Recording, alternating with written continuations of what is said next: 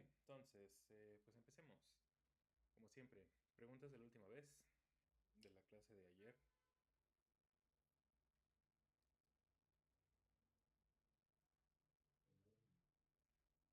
Una pregunta, ninguna pregunta. La última vez, les resumo lo que vimos y... Una vez más les voy a compartir la pantalla. Están viendo la pizarra. Chico esto un poco.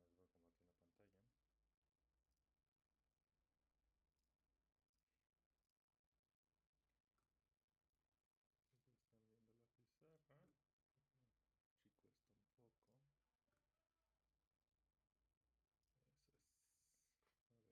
Perfecto. Eh, la vez pasada estuvimos trabajando en continuar con nuestra búsqueda de herramientas, definir cantidades para describir el movimiento de sólidos. La última vez nos detuvimos en cómo describir cómo está distribuida la masa de un cuerpo sólido. Una partícula puntual tiene toda su masa concentrada en un solo punto. Un sólido no, un sólido obtiene su masa distribuida a lo largo de todo el volumen que ocupa y lo puede hacer de diversas maneras. Si cada pedazo o subdivisión de la masa se distribuye uniformemente en un sólido, decimos que tiene una densidad de masa uniforme, que es decir, una densidad de masa constante. En caso contrario, pues la densidad de masa puede ser cualquier función arbitraria de la posición en la que nos encontremos en el sólido. Entonces, la densidad de masa la describíamos como una función que anotamos como ρ, que me dice la cantidad de la densidad de masa en el punto descrito por el vector r flechita. Entonces, eso es la densidad de masa. Y toda la clase pasada nos la pasamos viendo cómo utilizar esta cantidad ya dada para calcular la masa de un cuerpo, ya sea en su totalidad o en alguna sección particular del cuerpo. Vimos el caso de cómo, por ejemplo, se distribuye la masa en una línea infinita, bueno, no necesariamente infinita, en una varilla de materia con una densidad arbitraria. Vimos densidades constantes, densidades no constantes, y estábamos terminando como ejemplo el cómo se calcular la masa total de un disco que tiene densidad uniforme. Entonces les recuerdo cuál era el ejemplito que estábamos viendo la vez pasada, porque quedamos que íbamos a terminar hoy de ver este ejemplo en coordenadas no cartesianas, que fue lo que usamos la última vez, sino en esféricas. Entonces el ejemplo consistía en que teníamos un disquito de radio, disco tan feo,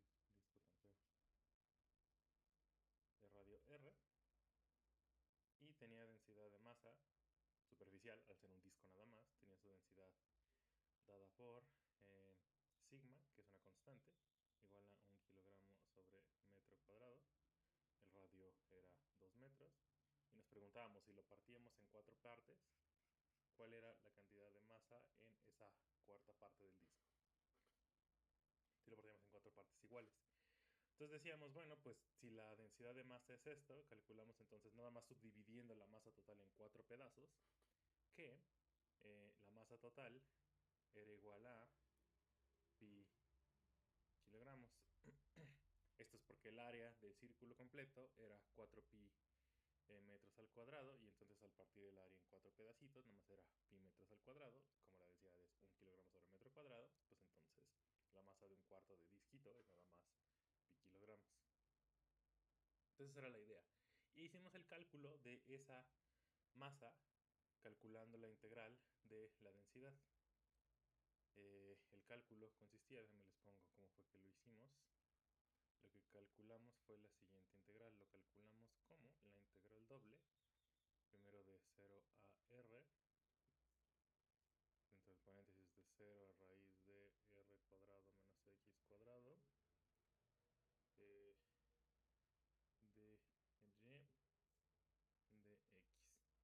Y lo que vimos al final, ya que calculamos el resultado, fue que justo esta integral me daba el área de ese pedacito de disco. Ese era el área.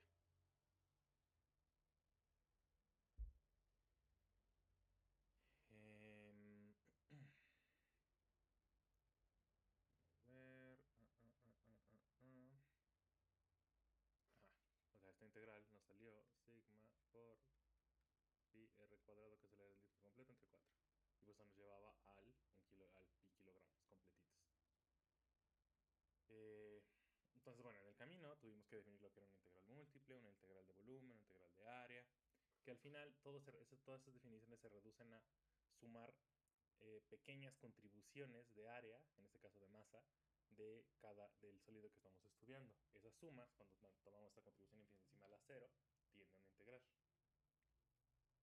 Entonces, bueno, hoy vamos a empezar repitiendo este cálculo, pero en coordenadas polares. Entonces, luego del resumen, preguntas hasta acá. Preguntas. Chat tampoco veo preguntas. Muy bien. Entonces, hagamos el cálculo. Entonces, no me acuerdo en qué ejercicio íbamos. Entonces, hagamos el cálculo en polares. Entonces, ¿cómo es este de hacer el cálculo en polares? Bueno, déjame repetir el dibujito que teníamos aquí. Nuestro disco, el pedacito de disco sobre el que estamos interesados es este. Es un cuarto del disco. En el cálculo anterior lo que hicimos fue subdividir esa área que nos interesa en rectangulitos de lado, delta x, delta y. Eso fue lo que tomamos como nuestro diferencial de área y por eso fue que nos quedó una integral sobre x sobre y. Sin embargo, como estamos trabajando con un círculo, en vez de subdividir el círculo en cuadraditos, resulta mucho más natural si lo dividimos en segmentos curvos. Algo, por ejemplo, como esto. Entonces, consideren ese fragmentito de disco y supongan que yo lo divido en figuritas de ese estilo, que están delimitadas por dos posiciones angulares y dos posiciones radiales. Entonces voy a tomar un zoom de esa región. La región que estamos considerando entonces es esto de aquí. Esta es mi subdivisión. Entonces esto va a ser mi delta de área. Me lo pongo por acá abajo mejor.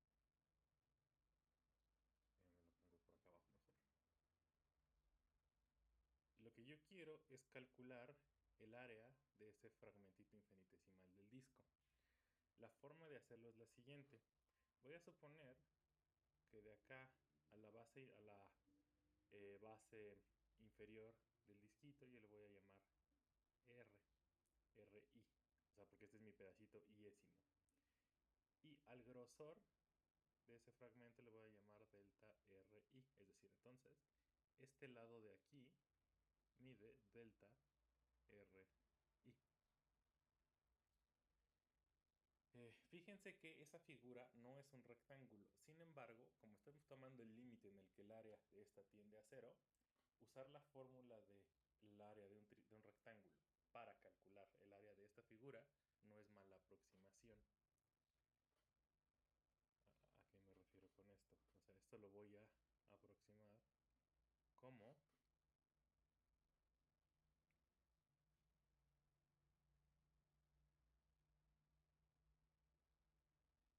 área de un rectángulo. Fíjense que entonces si yo aproximo eso, el área de ese rectángulo va a estar más o menos dada por esta distancia, el delta RI, multiplicada por esta longitud, la longitud de este arco. La longitud de ese arco, si esta distancia es RI, fíjese que esto es más o menos esa distancia. La posición radial donde estoy en el disco, que es más o menos RI, multiplicada por delta teta i, donde delta teta es justo esta diferencia en arco, ese desplazamiento angular. O sea, acuérdense que esa era la formulita de desplazamientos angulares, como la forma del perímetro de un círculo es r por el total de radianes del círculo, que son 2pi. Si nada más estoy considerando un fragmentito de círculo, solamente tengo que considerar el radio de ese círculo multiplicado por este pequeño desplazamiento angular. Pues RI por delta I. Entonces el área de ese rectángulo es el lado delta RI multiplicado por el lado RI delta teta I. Aproximadamente, porque esa cosa no es un rectángulo. Sin embargo, en el momento que yo tome el límite Cuando esta área tienda a 0, entonces voy a obtener el resultado correcto. Es decir, la masa total va a ser el límite en el que delta RI y delta θi tienden ambos a 0, de la suma sobre igual con 1 hasta n de la densidad de masa evaluada en el punto RI, θi, que es decir, ese punto que está como por aquí en medio del círculo del rectangulito, más o menos, multiplicado por, fíjense que sale un RI solito, sin ningún delta, aquí no hay ninguna diferencia, multiplicado por delta RI multiplicado por delta θi. Esa es la suma, la masa total. Cuando yo tomo el límite, esa suma tiende a una integral. Pero fíjense qué integral. La integral es sobre dr y dθ, sobre las coordenadas polares. Pero aparece un factor de r aquí. Ese factor de r vino de considerar esta longitud de arco. Entonces, resumiendo todo eso, la masa total de mi disco, de mi objeto en coordenadas polares, va a ser igual a, va a ser una doble integral. Voy a integrar la densidad de masa, que depende de r y de θ, multiplicado por r de r de θ.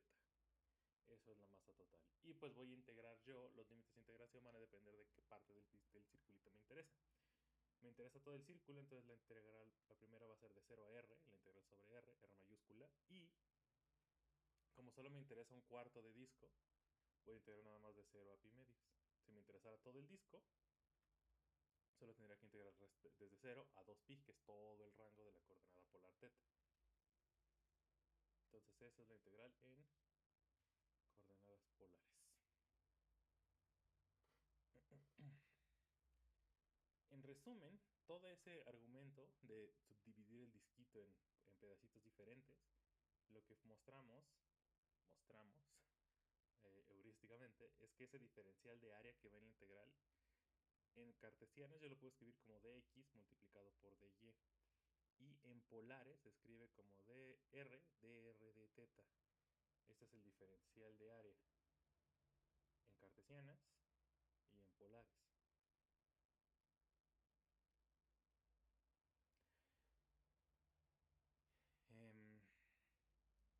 Bien, el argumento que dimos, como les digo, es heurístico, no fue ninguna demostración rigurosa, pero hay una demostración formal de este resultado.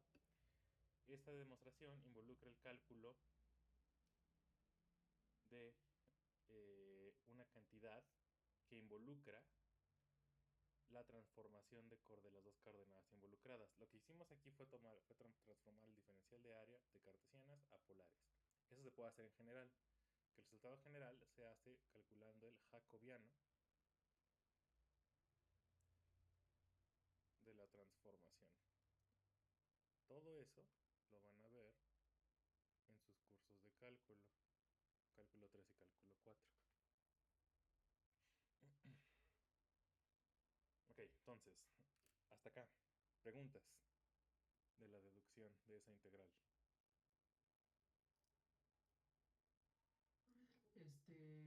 Aquí nuestra diferencial es que va a disminuir, bueno, se va haciendo infinitesimalmente pequeño tanto la componente radial como la angular. Ajá. Pero el R, ese no se puede hacer pequeño, ¿no? Ese está fijo. El R está fijo porque es el punto en el que estoy evaluando. Ese, en la suma, la RI me indica en cuál de estos fragmentitos estoy. Si estoy en este, si estoy a lo mejor en el que está arribita, si estoy a lo mejor en el que está abajito. Esa RI me indica eso. Entonces esa RI no se hace chiquita, esa se mueve a lo largo de todos los valores posibles de I para recorrer todo el círculo. Ok, digamos que ese nada más es como posicional, ¿no? Por decirlo de alguna manera. Exactamente. Dice en qué posición estamos del círculo, correcto. Ok, gracias. Bien, entonces, esa es la integral. Y ahora resulta que esa integral es mucho más fácil de hacer porque si se fijan, los límites de integración son constantes, 0 y pi medios, 0 y r. A diferencia del resultado en cartesianas, donde los límites de integración, uno de ellos dependía de una de las variables, por eso la integral fue complicada. Cuando hacíamos la de y, bajaba esa raíz, al hacer la integral de esa raíz respecto a x, que nos salen los senos y cosenos y demás cosas. Ya nos saltamos eso por completo. toda esa información de esos límites de integración variables ya la tomamos en cuenta al utilizar polares, ya por eso ya no es necesario. Entonces, usemos esa integral para calcular la masa total. Y de hecho está bueno que usemos esta página para que vean que sale otra vez el pi kilogramos. Entonces, en polares, ¿cómo es esto?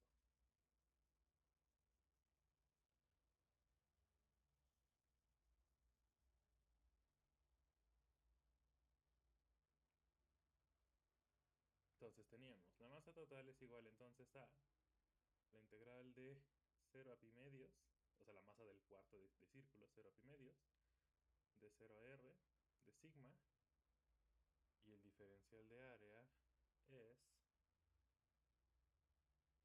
r de r de teta. Sigma, igual que en el cálculo que hicimos en cartesiana, sigma es la misma, sigue siendo una constante. Por lo tanto, la puedo sacar de la integral. Sigma sale de la integral. Y fíjense que puedo yo hacer las integrales en el orden que quiera, la de teta y la de r, porque los límites de integración no cambian. No dependen ni de r ni de teta. Nada más, ojo, aunque sale la densidad de masa, que es constante en este caso, lo que no sale es la r, que venía del diferencial de área. La r ahí se queda. Entonces tengo que integrar r respecto a r de 0 a r mayúscula. Esa integral queda r cuadrado sobre 2. Entonces me queda todo eso adentro de la integral de 0 a pi medios. Obtengo r cuadrada sobre 2 y todo eso está integrado respecto a teta. R cuadrada sobre 2 es constante, sale de la integral, nada más tengo que integrar teta de 0 a pi medios. Entonces obtengo, déjame ponerlo por acá, sigma r cuadrado sobre 2 por pi medios. Pi medios es el que resulta de esto de la integral. Multipliquen estas dos cosas, entonces obtengo que esto es sigma por pi cuadrado r sobre 4. Donde, de nuevo, ¿qué cosa recuperamos? Pi cuadrada, pi r cuadrada, perdón, no pi cuadrada. Pi r cuadrada sobre 4 es el área del cuarto de círculo. Entonces, sustituyendo, vuelvo a obtener que esto es pi kilogramos. Si sustituyen que r son 2 metros y que sigma es 1 kilogramo sobre metro cuadrado. Entonces, otra vez sale el mismo resultado y el cálculo fue muchísimo más directo. La moraleja de este ejercicio es, fíjense muy bien qué objeto es el que están intentando calcularle la masa o sobre el que están integrando. Si el objeto tiene cierta simetría, en este caso tiene simetría angular, es un círculo, vale la pena pasarse a coordenadas en las que la integral se vuelva más fácil. En este caso fueron polares. Bien, preguntas de ese calculito. Sí, profe, habíamos dicho que Ujú. cuando las variables, bueno, los límites de integración no dependen de las variables, en este caso de R y de teta, Ajá. entonces podemos, por el, creo que era el teorema De Fubini. Fubini, Ujú. podemos hacerlo en el orden que sea. Pero ¿por qué R no la podíamos sacar como constante si también es constante? O pues es la que va variando, ¿no? Las que no sé dónde estamos. Ajá, la r chiquita. Esa es la que no es constante. O sea, esta no la puedo sacar de esta integral porque esta es una integral sobre r. Ah, ok. Lo que puedo Y hacer, supongo, lo que puedo hacer es sacar todo esto de la integral de teta, alternativamente, y llegamos otra vez al mismo resultado. Eso sí se podría hacer. ah, ok. El resultado se obtuvo al momento de sustituir los valores de R Ujú. y de bueno, La el densidad, símbolo la ese que sigma. utilizó. Ajá, ese. Ujú. Ok, gracias. Sí, si sustituyen r igual a 2, aquí les va a quedar 4. Ese 4 se cancela con este 4. Me quedó, eso era en metros cuadrados, los metros cuadrados se cancelan. Sigma es un 1 y por eso nada más me queda pi. Ese pi es este pi que sale de acá. Ok, gracias, profe. Y por nada. Entonces, bueno, ese es el cálculo de la densidad de masa. Entonces, de ejemplos, tomando también los de la clase pasada, solo vimos ejemplos de integrales en una dimensión y dos dimensiones. No hemos hecho ninguna integral de volumen. No es que sea particularmente más complicado, sigue siendo esta misma idea. O sea, una integral de volumen en tres dimensiones, si quieren nada más les pongo algunas expresiones que no vamos a usar, pero para que vean algunas. estoy integrando eh, una densidad de masa de volumen ρ sobre algún volumen, y esta es la masa total, eso lo puedo escribir por ejemplo en cartesianas.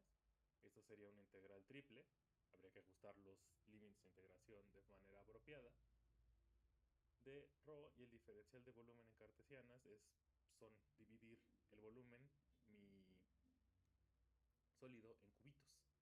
Entonces esto sería mi diferencial de volumen. En tres dimensiones podemos utilizar muchas otras coordenadas. Por ejemplo, las dos típicas que van a utilizar en sus cursos posteriores son coordenadas cilíndricas y coordenadas esféricas. En coordenadas cilíndricas, lo que se hace es, en vez de utilizar X, Y, Z, lo que hacemos es utilizar polares en el plano XY y seguir utilizando Z como coordenada hacia arriba. Eso, si se fijan, lo que hace es dibujar cilindros en el espacio. Por eso se llaman cilíndricas. Resulta que el diferencial de volumen en ese caso es el de polares multiplicado por la dirección Z. Entonces, en lo que estamos subdividiendo es en estos como rectangulitos curvos que habíamos usado en polares, y los multiplican por una altura. Entonces sería algo así como ese como rectangulito curvo hacia arriba. Eso sería el diferencial de volumen en cilíndricas. Y en esféricas, el diferencial de volumen es un poquito más complicado. Es r cuadrada seno de teta de r de teta de phi. Entonces las coordenadas esféricas lo que hacen es foliar el espacio con pelotitas. Esos ángulos ayudan a describir la posición sobre el plano XY y respecto al eje Z. No quiero adentrarme mucho porque, insisto, no vamos a utilizar coordenadas esféricas para nada nosotros. Pero bueno, ya los verán más adelante a más a detalle en sus cursos de cálculo. Lo que quería poner en evidencia con escribirles nada más estas expresiones, es que vean que el diferencial de volumen toma formas muy diversas dependiendo de qué coordenadas lo estamos utilizando. El factorcito que va multiplicando los diferenciales, en el caso de cilíndricas la r, en el caso de esféricas ese r cuadrado seno de teta, eso es lo que se llama el jacobiano de la transformación de coordenadas. Y eso es lo que va cuando estamos transformando el diferencial de volumen. Pues todo eso lo van a ver en cálculo 4. Bien, luego de esa embarrada general, pasemos al siguiente tema. Entonces, más allá de complicarnos la existencia calculando la masa de objetos más complicados, no hay mayor teoría detrás del concepto de densidad de masa. Ahora, para continuar con nuestro objetivo, que es describir el movimiento de sólidos, lo que vamos a hacer es generalizar la noción del centro de masa que habíamos estudiado antes cuando veíamos cómo describir sistemas de partículas. Entonces, les recuerdo, vimos antes, y con antes me refiero a antes del paro y vacaciones y demás, que si yo tengo un sistema de n partículas,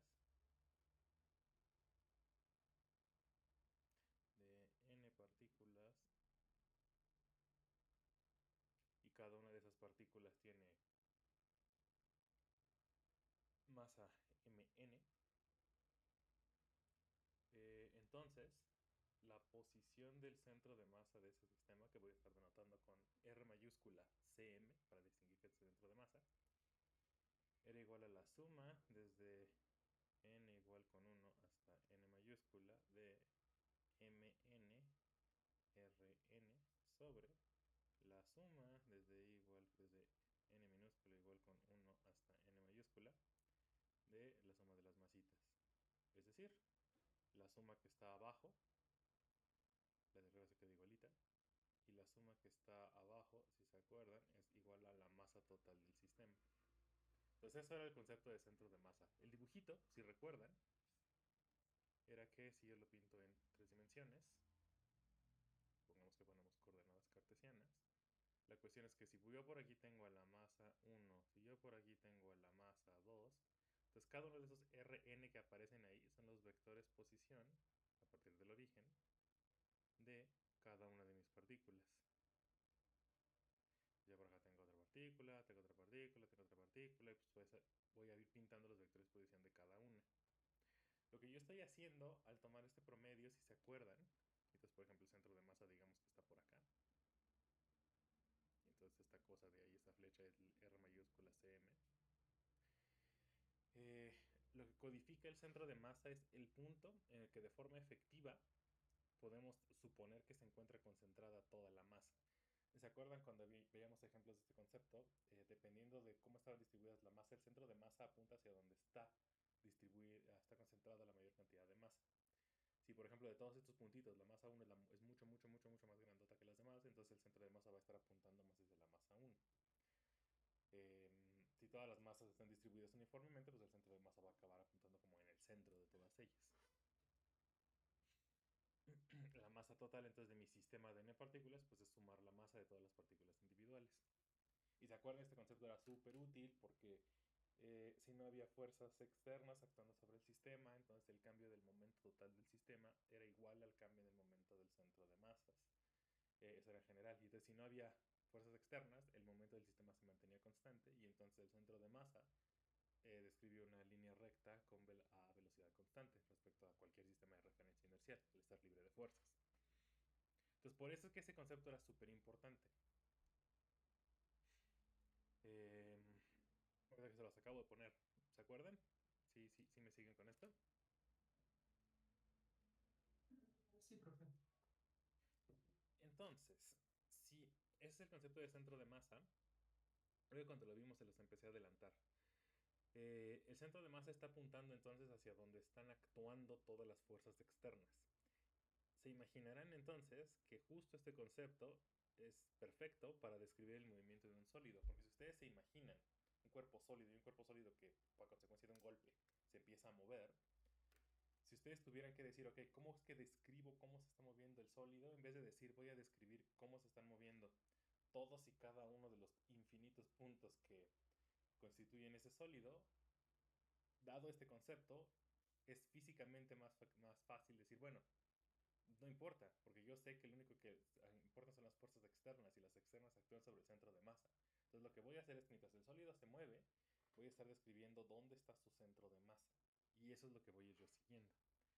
El movimiento traslacional de un sólido se describe con su centro de masa. Entonces lo que acabo de decir es el movimiento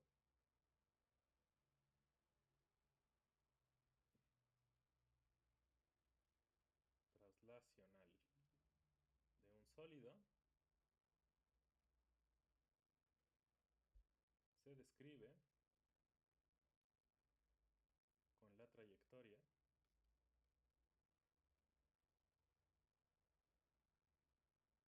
de su centro de masa. Dicho eso, entonces resulta crucial el tomar la definición de centro de masa que vimos y generalizar esta para no un sistema de partículas de n partículas, 10 partículas, 1000 partículas, 10 a la 23 partículas, sino para un sólido, un cuerpo sólido como el lapicito o cualquier cosa. Entonces, ¿cómo hacemos eso? Bueno, pues igual que el concepto de densidad, cada vez que se trata de un sólido, lo que tenemos que hacer es primero discretizar. Tomamos esos elementos pequeños del sólido y luego tomamos el límite cuando los elementos tienden a cero. Entonces, supongan que tenemos otra vez nuestro sólido. Entonces, tenemos un sistema de referencia. Voy a dibujar uno para tener algo concreto. Pues, supongamos que tenemos algún cuerpo sólido amorfo por allí. Entonces, este sólido lo que yo voy a hacer es subdividirlo en pequeños rectangulitos, igual que antes. Ese rectangulito yo lo voy a describir como que su vector posición, que apunta justo al centro del rectangulito, es su vector r iésimo. Y ese elemento del sólido, ese cubito, tiene masa mn. RI, perdón.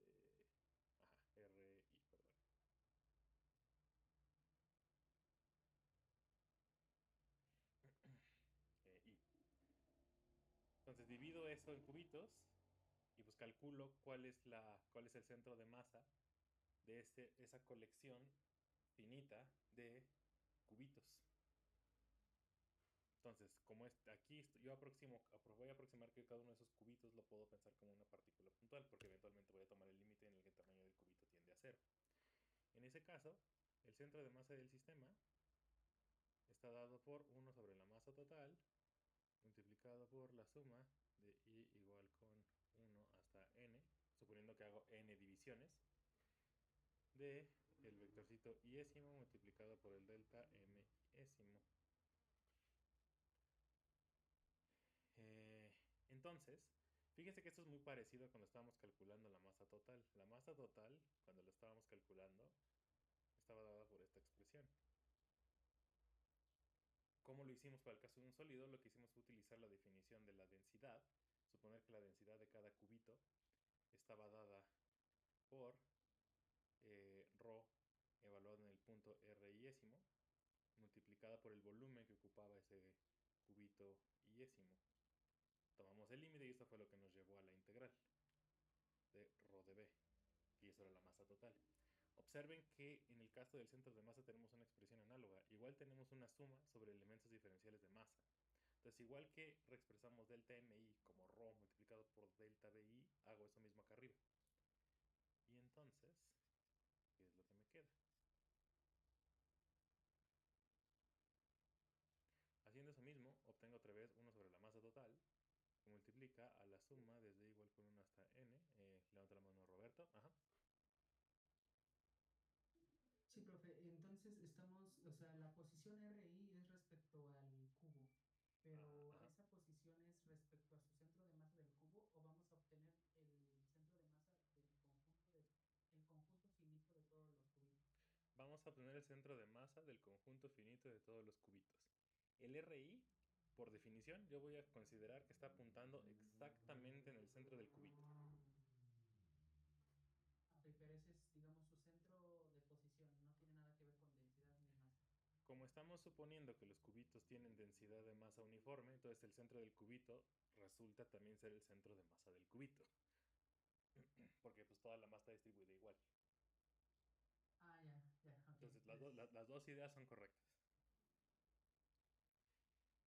Ok, entonces sustituimos el delta mi. Me queda entonces la posición RI del cubito multiplicada por la densidad de masa evaluada en el vectorcito RI multiplicado por el delta BI, el tamaño, el volumen del cubito. En el límite, esa suma va a tender a una integral, igual que la integral de la masa. Entonces, déjenme listarles cuáles son las integrales. Fíjense qué cosa me queda. Queda que el centro de masa es igual a 1 sobre la masa total del sólido multiplicado a la integral sobre el volumen completo del vectorcito R. Ese es el RI. El RI acaba, como solamente me está indicando en qué cubito estoy, cuando el tamaño de los cubitos tiende a 0, pues R solamente me dice en qué punto del sólido estoy. Todo eso multiplicado por la densidad de masa evaluado en ese punto, multiplicado por el diferencial de volumen.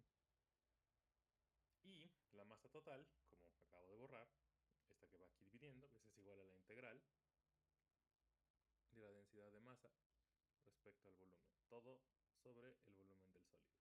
Entonces esas son las definiciones. Esa es la definición de centro de masa ahora para un sólido rígido y esta es la definición que ya habíamos visto de la masa total. Entonces este es el centro de masa.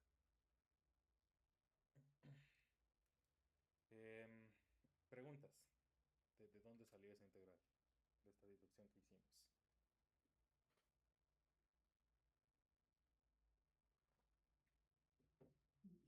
Solo para confirmar, cuando pasemos del penúltimo renglón al último, nada más es replicar la definición de rima, ¿no?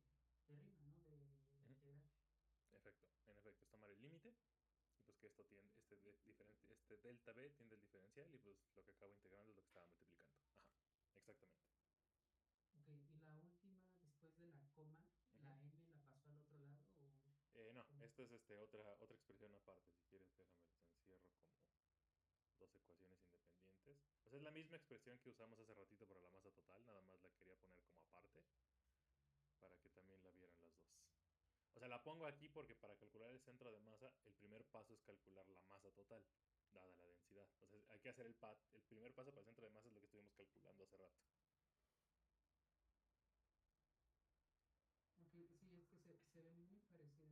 Ujú. Perfecto. Y justo, porque pues ambas van de la mano, ambas tienen que ver con la distribución de masas del cuerpo. Ok, gracias. Entonces, ya que tenemos esas expresiones, pues hagamos un ejemplo. Vamos a hacer dos. Una, igual los mismos dos que hicimos hace rato. Bueno, hace rato haciendo la clase pasada y el inicio de esta. La varilla y el disco. Vamos a calcular entonces dónde está el centro de masa de cada uno de esos cuerpos. Entonces, pues hagamos las integrales.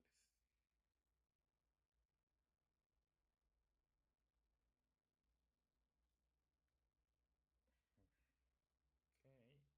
Y de hecho vamos a hacer dos versiones. ¿Se acuerdan? En el caso de la varilla, el primer ejemplo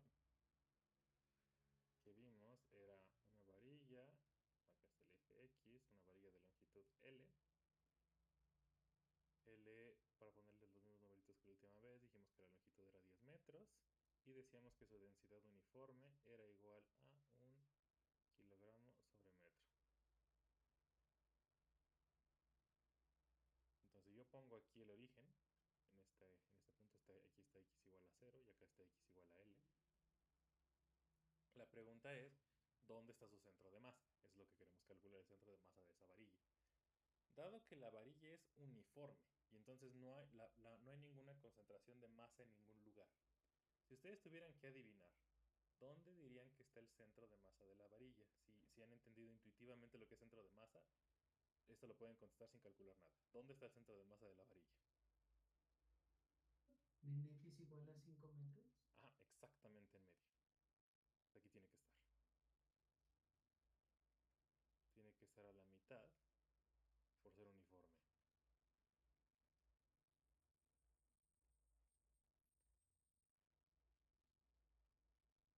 Ok, corroboremos que de la definición que dimos en términos de la integral sale eso.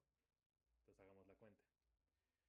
Eh, el R del centro de masa en general es un vectorcito. Como estamos en una dimensión, el vectorcito nada más tiene una componente, o sea, es un número, la R del centro de masa. La definición dice, bueno, es 1 sobre la masa total multiplicado por la integral sobre todo el cuerpo, que en este caso es la varilla, que va desde 0 hasta L, de,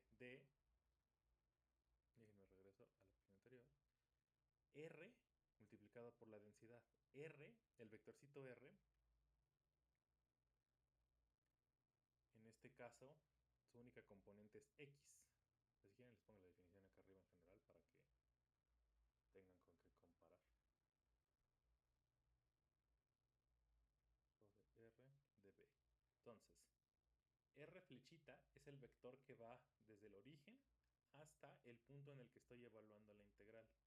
Este vector en general tiene componente x, y, z. Como estoy en una sola dimensión, porque la varilla solo tiene una dimensión, estoy suponiéndola como una línea, ese vectorcito solamente tiene componente x, por eso aquí nada más va una x. Luego va la densidad es lambda, en este caso es la lambda que está aquí arriba, la que es constante, y esto multiplicado por el diferencial de volumen. Como estamos trabajando con algo que tiene solo una dirección, entonces el diferencial de volumen es un diferencial de longitud, es decir, es solamente dx, así como va. Entonces esta es la R del centro de masa. Bien, entonces, fíjense que lambda, como es uniforme, sale como constante de la integral. Entonces me queda lambda sobre m mayúscula multiplicada por la integral de 0 a L de x de x. Esa integral me da L cuadrado sobre 2. Déjenme ponerlo como lambda sobre m por L cuadrado sobre 2. Este es el centro de masa. Ahora, lo que nos hace falta es calcular la masa total. Pero eso ya lo hicimos en el ejercicio anterior, en la clase pasada. Alternativamente, recordando que, entonces lo que pueden hacer por un lado es, van a sus notas de la vez pasada, ven cuántos kilogramos nos salió, que de hecho aquí lo tengo, si quieren les digo. Nos salió que tenían 10 kilogramos de masa. Entonces sustituyen 10 kilogramos, sustituyen L igual a 10 metros, sustituyen lambda igual a 1 kilogramo sobre metro y les va a quedar x igual a 5 metros. Alternativamente, para ahorrarse el ir a sus notas, recordando que la masa total tiene que ser igual a la densidad de masa multiplicada por el longitud de la varilla, sustituyan m igual a lambda sobre L, m igual a lambda por L aquí abajito. Entonces lo que me queda es que el centro de masa es igual a, fíjense que la lambda de aquí que va con la m se cancela con la lambda de acá arriba, esta L de acá abajo cancela con una de las L's de aquí arriba, y entonces nomás me queda una L arriba, lo único que sobrevive es el 2 que está abajo, y es L medios. ¿Qué cosa es L medios? Pues aquí el medio de la varilla, 5 metros. Entonces pongo mi numerito, este es 5 metros. Entonces, en efecto, el centro de masa, como la varilla es uniforme, el centro de masa está exactamente en medio. Entonces aquí está, esto es R.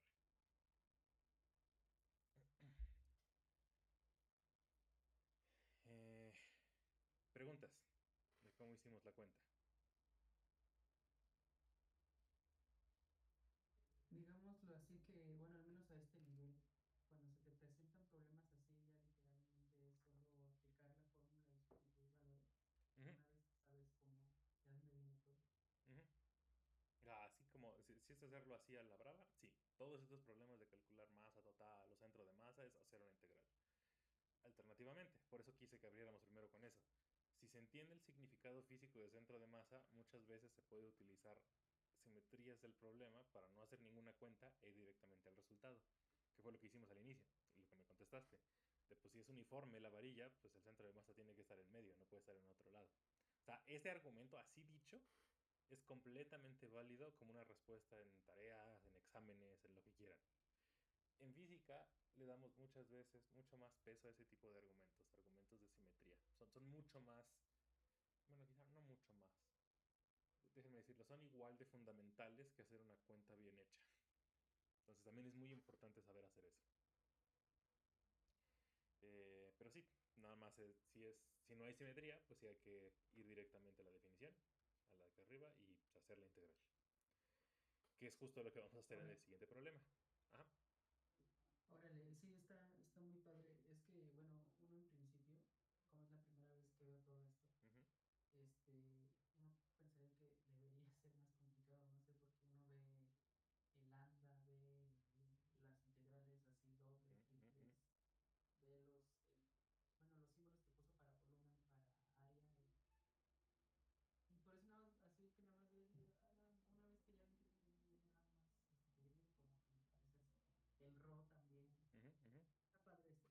Gracias. Perfecto. Entonces, el siguiente inciso, como no hay simetría, así vamos a tener que hacer la integral. Que fíjense que aún así, eh, o sea, en cuanto a la definición, aunque en este caso era uniforme, si quieren hacer el cálculo, sí hay que hacer la integral. O sea, sí es una integral no inmediata, porque pues siempre está justo por el factorcito del R vectorcito. A diferencia en el caso de la densidad, que si la densidad es uniforme, la masa total, la densidad sale, entonces nada más es la integral de... La integral solo me da el volumen total del cuerpo. Aquí siempre está ese factor de Refluchite que hay que considerar. Entonces,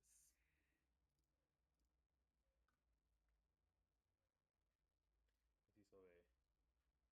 Si ahora, en vez de considerar una densidad de masa constante, tomamos la que estudiamos la vez pasada, ¿se acuerdan?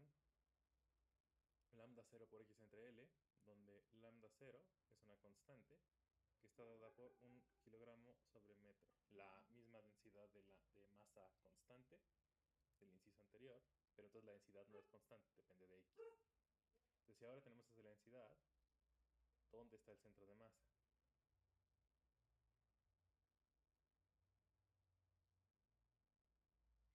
Entonces, no sé si se acuerdan de lo que cuando hicimos este ejemplo la vez pasada, pero si se acordarán, había más masa, más como hacia tirándole la orilla de la derecha de la varilla que de la orilla izquierda. Cuando era para esta lambda en particular. Entonces, el mismo dibujito, x igual a 0, x igual a L. Y la pregunta, ¿dónde está el centro de masa? Entonces les decía, la masa estaba más concentrada acá, no salió la última vez. Entonces el centro de masa tendría que estar por este lado, como de lambda medios para la derecha, que es en efecto lo que vamos a calcular. Entonces para probar eso, formalmente, pues hay que hacer la cuenta. Entonces, ¿se acuerdan? La masa total que calculamos esa vez estaba dada por la integral de 0 a L de lambda como función de x. Entonces la hago más rápido porque esa ya la hicimos la vez pasada. Eh, Tengo que sustituir L0 lambda 0 sobre L multiplicada por x. Lambda 0 y L salen como constantes. Me queda x integrada respecto a x. Eso me daba x cuadrada sobre 2. Evaluado el L de 0 a L, nada más me da L cuadrado sobre 2. Sustituyo, se cancelan las L's y al final esto me quedaba 1/2 por lambda 0 por L. Y eso, si se acuerdan, sustituyendo numeritos, es lo que nos había dado que tenía 5 kilogramos de masa. Entonces esa es la masa total. Ahora, ya que calculamos eso, lo único que nos hace falta es calcular dónde está la R del centro de masa. Pues la definición. R es igual a 1 sobre la masa total multiplicado por la integral de 0 a L de X, el factorcito de la R flechita, multiplicado por la densidad de masa, todo integrado sobre todo el cuerpo, es decir, de X. Esta vez lambda X no es una constante, lambda de X no es una constante, entonces hay que sustituirla por completo. Entonces 1 sobre m por la integral de 0 a L de X, esta X es la que ya traía yo aquí, esta, que multiplica a lambda de X. Sustituyo lambda de X, es lambda 0 por X sobre L. Todo integrado respecto a X. De aquí, lambda 0 y L sí salen como constantes, entonces vamos a sacar eso. Queda lambda 0 sobre ml, multiplica la integral de 0 a L. Tengo dos factores de X dentro de la integral, eso me da X cuadrado, todo integrado respecto a X. Hago esa integral, obtengo, me falta un factor de,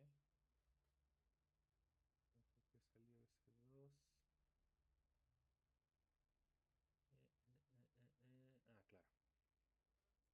Entonces, déjenme hacerlo en dos pasos mejor para no confundirlos. Entonces, lambda 0 ml, hago la integral, me queda x cúbica sobre 3 evaluada de 0 a L. Evaluando en 0 me da 0, evaluado en L obtengo L cúbica sobre 3. Entonces cargo otra vez el L0, ml, x L cúbica sobre 3. L al cubo sobre 3. Cancelo la L de abajo con la L de arriba. Tengo lambda 0, L cuadrada sobre la masa total. Tomo la masa total que está aquí arriba, el 1/2 lambda 0 L, y lo sustituyo acá abajo. Entonces obtengo lambda 0 L cuadrado que multiplica a 1 sobre m, que es 2 sobre lambda 0 L.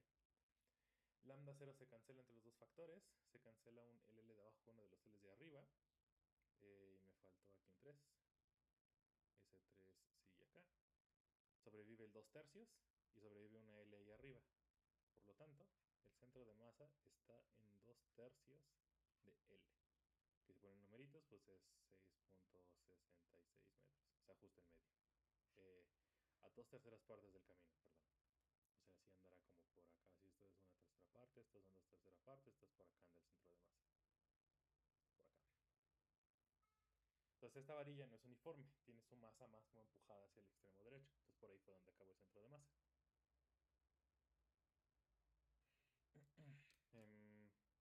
Preguntas de este ejemplo. Sí, profe, había dicho que lambda 0 no era constante, pero después la sacó como de la Eh, integral. sí, no, lo que dije fue que esta no es constante, lambda de x. Lambda 0 sí. Es así, esta es la que vale 1 sobre kilogramo metro. Sí, sí, lo dije al revés, perdón. Es lambda sin el 0, la que no es constante. Ah, claro, porque es como una función. Exactamente. Lambda sí es una función. Lambda 0 no, lambda 0 es una constante. Y de m ya habíamos sacado que era lambda 0 por L entre 2. Eso fue lo que calculamos la vez pasada. Ok, gracias. Y por nada. Entonces, así se calcula el centro de masa de una varilla. De cómo se calcula, pues va a depender de cuál es la densidad de masa que nos dan. Ahora, solo para hacer un ejemplo más de algo que tenga más dimensiones que una varilla, de hecho este nos va a ser útil en lo que sigue. Este es el centro de masa de un objeto extendido, de algo que tenga área.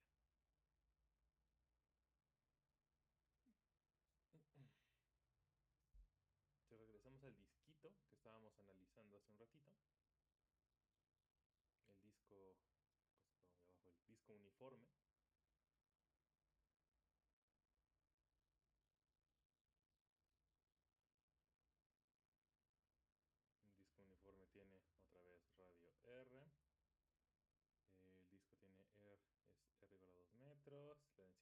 uniforme es 1 kilogramo sobre metro cuadrado. Y la pregunta es entonces, ¿dónde está el centro de masa? Esta vez, como estamos en 2 dimensiones, el centro de masa es un vector con 2 componentes. Entonces tengo que decir cuál es la componente X del centro de masa y la componente Y del centro de masa. O sea, es algún punto sobre el disquito. Dado que la densidad es uniforme, ¿dónde prevén que va a estar el centro de masa? ¿Dónde tendría que estar si el disco es uniforme?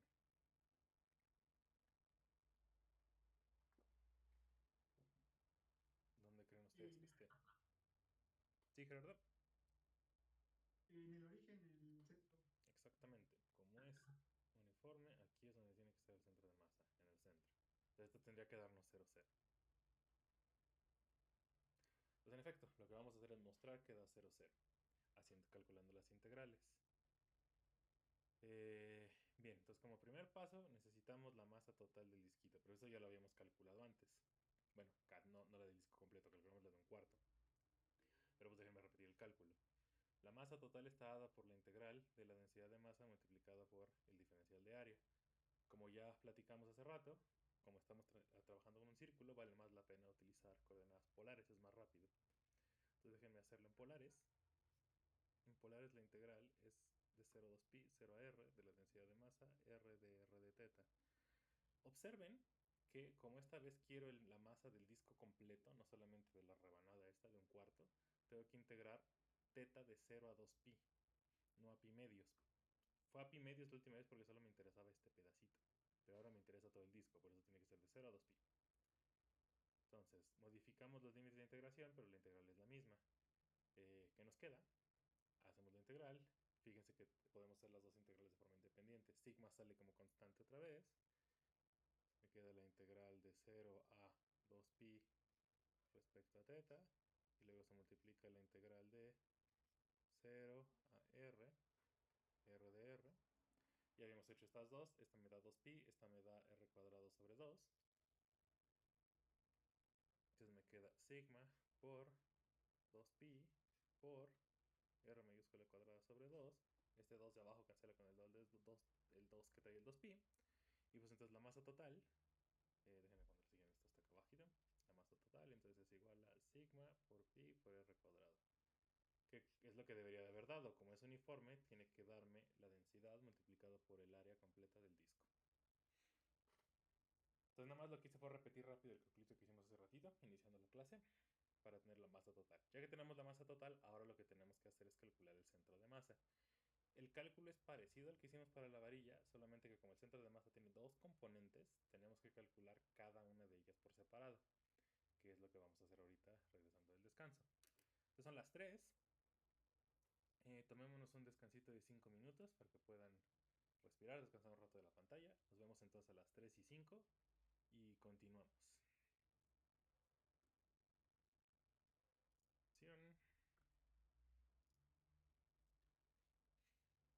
Bien, entonces, ejemplito, tenemos ya la masa total, lo siguiente es calcular el centro de masa. Entonces, vamos a usar la definición para calcular cada una de las componentes.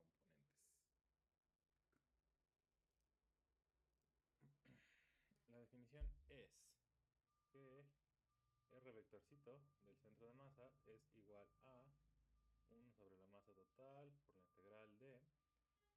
La integral tiene que ser sobre todo el área, porque el cuerpo que me interesa es un cuerpo de 2 dimensiones, es mi disquito. Y la integral es del vector posición respecto al origen, multiplicado por la densidad de masa, multiplicado por el diferencial de área. Entonces es exactamente la misma estructura que las integrales de volumen de área que vimos antes. Aquí la única diferencia es que en el integrando hay un vector en vez de una función que toma valores reales. Es la misma idea. Lo que hacemos es calcular la integral componente a componente, como es esta. Entonces déjenme sustituir. Fíjense, voy a utilizar polares. Entonces, déjenme poner el dibujito acá. Como voy a usar polares, por acá está el disco, el vectorcito posición, entonces yo voy a barrer el vector posición a lo largo de toda el área del disco. El vectorcito posición es r flechita. R flechita lo voy a escribir en polares. En polares, acuérdense que la base de vectores son teta gorrito por acá y R gorrito por acá. Si quieren más bien, para que quede un poco más claro cómo es que entra la integral, dejen mejor hacerlo al revés y escribirlo así. Entonces, este es el vectorcito de posición R. Fíjense que el vectorcito ese R flechita tiene dos componentes en X y en Y. Su componente X, si este ángulo es teta, su componente X es R coseno de teta y su componente Y es R seno de teta.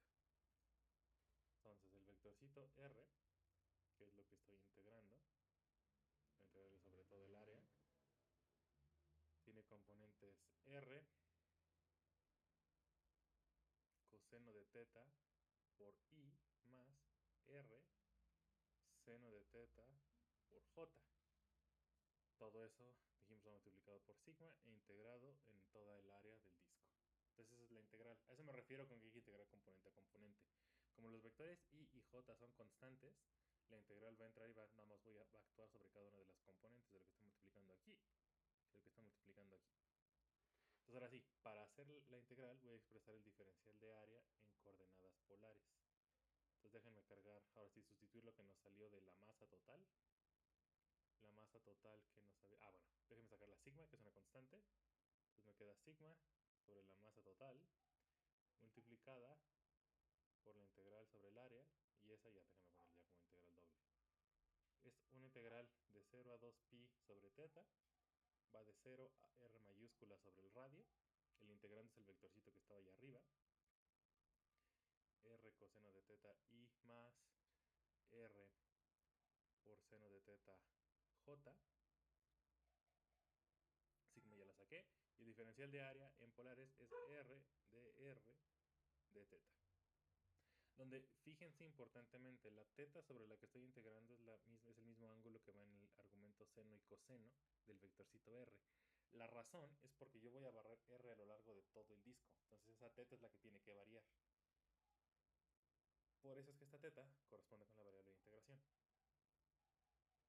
Ahora, sigma entre la masa total es igual al área. Eso fue lo que nos salió acá arriba. La masa total es sigma pi por r cuadrado. Sigma entre la masa total es 1 sobre pi por r cuadrado. Tomen eso, sustituyen acá arriba. Pues me queda 1 sobre pi r cuadrado. Y entonces tengo dos integrales. La primera es la integral que va sobre r coseno de teta en la componente y la componente x. Entonces 0 a 2 pi, 0 a r mayúscula, r coseno de teta. El diferencial es esto que está acá afuera, r dr de teta. Todo eso multiplicado por el vectorcito i. Más 1 sobre pi r cuadrado, porque este factor común va multiplicando a los dos sumandos, por, entre paréntesis, la integral de 0 a 2 pi, la de 0 a r mayúscula, r, en este caso no es coseno de teta, es seno de teta, porque es la componente y, r seno de teta, r de r de teta, todo multiplicado por el vectorcito j. Entonces estas son las dos integrales que tengo que hacer, la que está aquí entre paréntesis y la que está acá abajo. Entonces, lo siguiente ya nada más hacer las integrales. Lo que me interesaba más es que les quedara claro el planteamiento. Cómo es que pasé de la expresión general que tiene la R flechita aquí adentro a plantear las integrales explícitas. Preguntas hasta acá.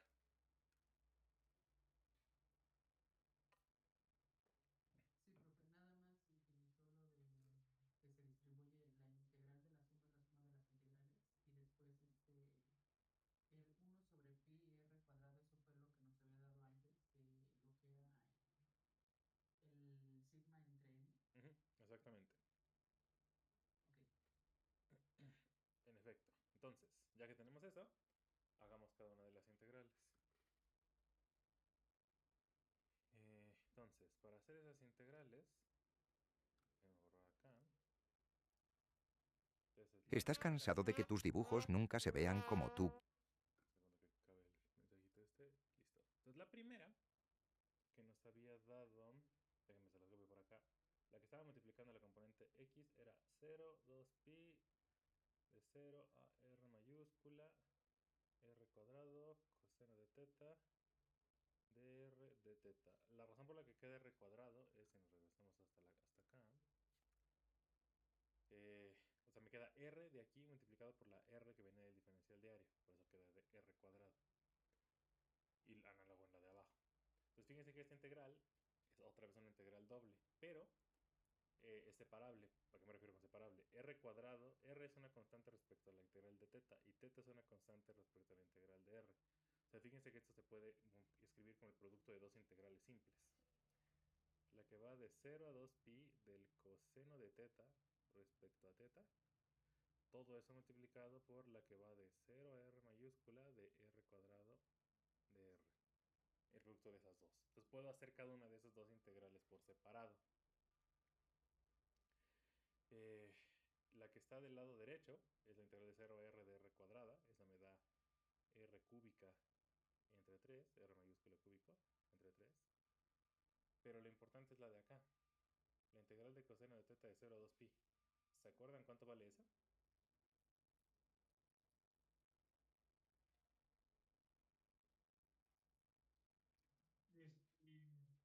¿Cero? Exactamente. ¿Un argumento rápido de por qué? Porque como es periódica, la área por arriba de ajá, por la, ajá, y pues la por abajo se hacer entre sí, cero. Exactamente. O sea, la gráfica del coseno de teta es esta. Y por acá. Y todo el punto es que, o sea, hasta acá está 2pi. Es que, no es cierto, acá no está, acá. Eso es 3 medios de pi.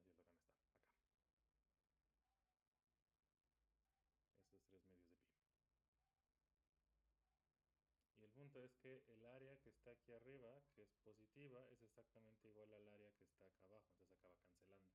Por eso el área es 0. Entonces como esa integral me da 0, entonces toda la integral completita me da 0. Esta de aquí. Pero fíjense que análogamente ocurre lo mismo con la otra, con la que estaba multiplicando la componente y. O sea, es r cuadrado seno de teta y se puede desglosar exactamente igual, como la que va de 0 a 2pi en teta, seno de teta y 0 a r, r cuadrada de r. Pero igual, la que va de 0 a 2pi de seno también es 0. O sea, esta. Seno de teta. Por lo mismo, la gráfica de seno es así. Y misma idea, el área de acá abajo se cancela con el área de acá. Entonces esta integral vale 0. Entonces me queda que las dos integrales que estaban en las componentes de centro de masa quedan 0. Entonces, conclusión, esto es 0, esto es 0. Y en consecuencia, el centro de masa tiene en efecto componente 0, 0. Y el centro de masa está justo aquí en medio, exactamente en medio del circulito. Como debía de ser, en medio del disco. Porque es uniforme.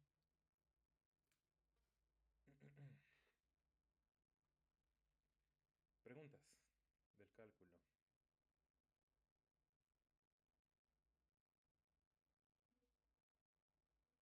Solo lo del que hizo el cambio de los límites de integración cuando tiene la integral doble, que la separa Acá arriba, ajá. en teta, ajá, y el otro en r. Eso era por el mismo teorema que mencionó la otra vez, ¿verdad? El teorema de Coulomb me dice que puedo hacer las integrales del orden que yo quiera. Entonces, pues, en particular, puedo yo entonces separarlas. Como se acaban factorizando, esta da 0 y pues no importa el resultado de la otra. Ok, gracias.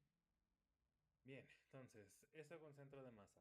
Igual que en el caso de la densidad de masa, lo que se puede hacer de aquí es que hagan ejercicios para calcular la posición de centros de masa de distintas distribuciones. Como dije, les platiqué en el post de Classroom, les voy a subir a Classroom ejercicios. O sea, van a ser los problemitas que les hubiera dejado de tarea, pero como no son tarea porque no se van a evaluar, se los voy a subir en una sección diferente que este ejercicio, pero son los mismos problemitas. O sea, hay problemitas de calcular centro de masa, densidad de masas totales, etcétera, para que practiquen. Entonces, no nosotros lo que vamos a hacer es ya omitir más ejemplos. También puedes revisar también otros ejemplos en los libros, en particular el de Daniel Kleppner trae más ejemplitos y pues trae ejercicios en la sección de problemitas que también son buenos. Lo que vamos a hacer nosotros es pasar al siguiente tema. Entonces, estábamos describiendo movimiento de sólidos. Entonces, ¿cómo vamos hasta ahorita? Estamos intentando describir el movimiento de, qué sé yo, imagínense un cilindrito y ese cilindrito lo empujamos y está rodando hacia acá. O sea, acá está la calle si quieren. Entonces, ¿cómo se describe eso? Lo que acabamos de decir es, bueno, este cilindro tiene cierta masa m total y pues tiene que estar distribuida de alguna forma. Eso me lo da la densidad de masa. Si el cilindro va rodando en cierta dirección, entonces yo sé que ese movimiento traslacional está descrito por el centro de masa del cilindro, supongamos que está por allá. O sea, el centro de masa me dice en qué posición sobre la calle está el cilindro. Sin embargo, hay otra cosa. Imagínense que no fuera un cilindro circular, sino fuera un cilindro, qué sé yo, cuadrado. Una cosa así, una como barra de este estilo. Y que está haciendo, imagínense que está haciendo lo mismo. Tiene la misma masa, tiene, digamos, la misma densidad de masa. Bueno, no puede ser exactamente la misma, pero a cierta densidad distinta. O sea, no puede ser la misma porque la figura es distinta. Pero pues, supongamos que el centro de masa está por acá, que ya sabemos calcularlo, y pues igual se está trasladando. Pero imagínense que este bloque, esa barra, igual está como rotando, está haciendo clac, clac, clac, clac. El centro de masa de los dos objetos se está describiendo en la misma trayectoria, una línea recta sobre la calle, la línea recta dada por estas flechitas. Sin embargo, el movimiento de los dos objetos es diferente, porque los dos objetos son diferentes. ¿Qué está pasando? Que están rotando, pero como los dos objetos tienen forma distinta, el cómo describimos la rotación de esos objetos es diferente.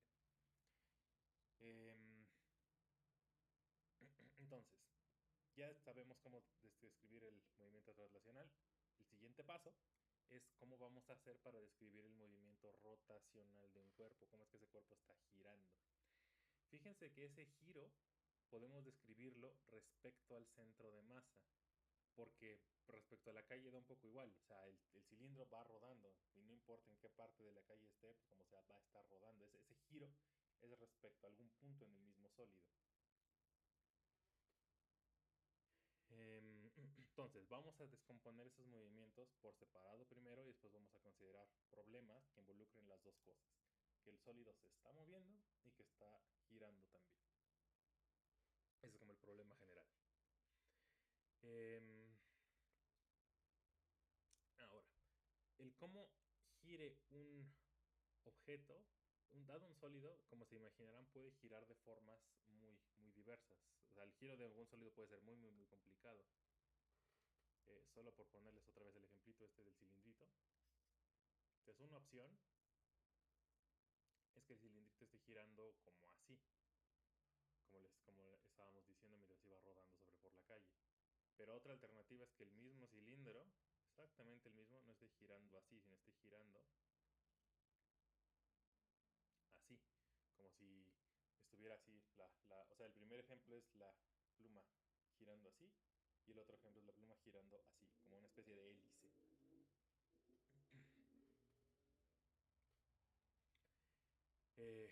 Ok, esos dos tipos de rotación son ejemplos de lo que llamamos rotación en torno a un eje de rotación fijo.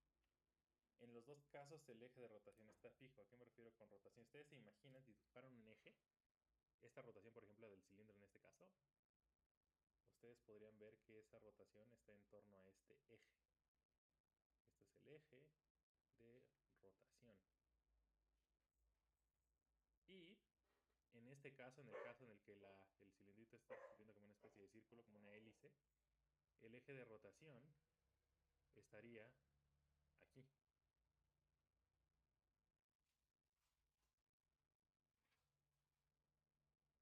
Entonces, pensando que mi dedo es lo que está representando el eje de rotación, en el caso en que la plumita estaba girando así sobre su propio eje, el eje de rotación sería como hacia donde apunta mi dedo.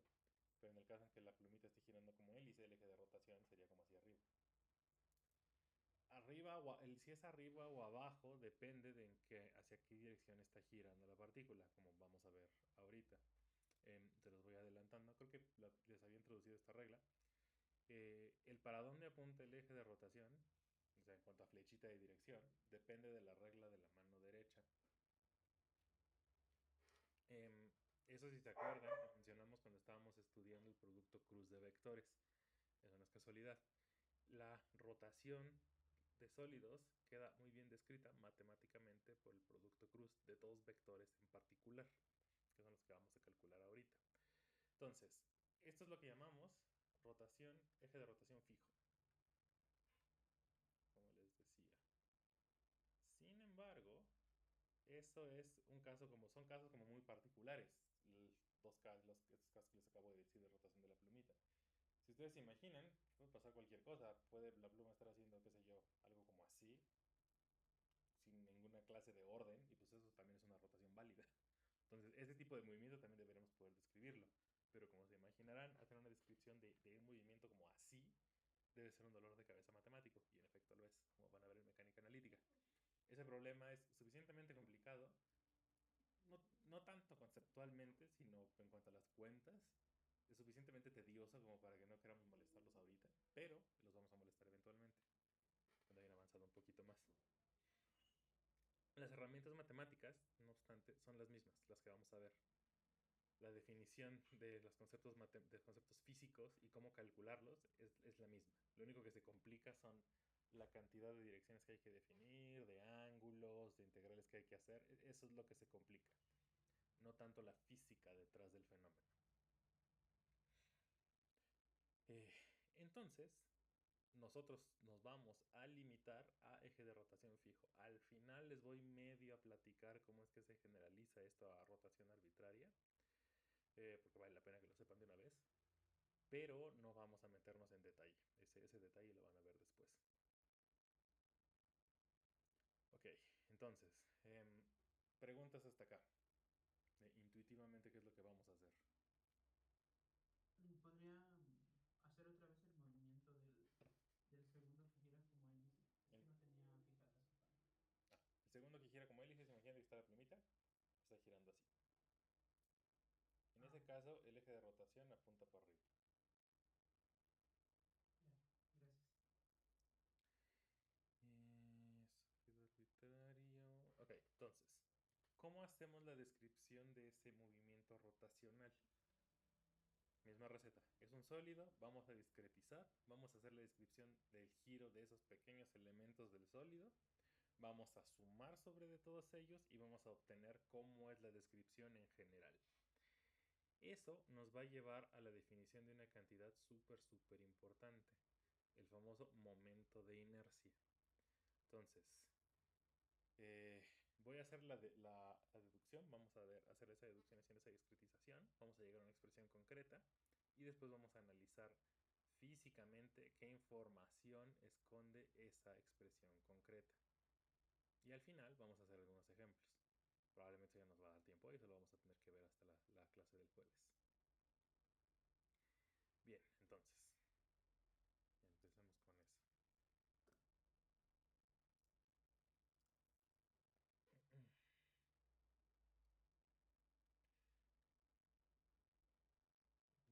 Momento de inercia.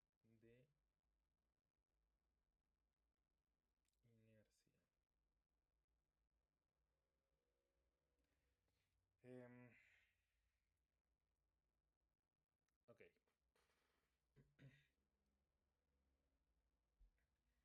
Entonces supongamos que ponemos nuestros ejes y vamos a plantar el origen de nuestro sistema en algún punto sobre de mi sólido. Típicamente el punto que se elige es el centro de masa, pero ahorita la deducción que vamos a hacer es arbitraria.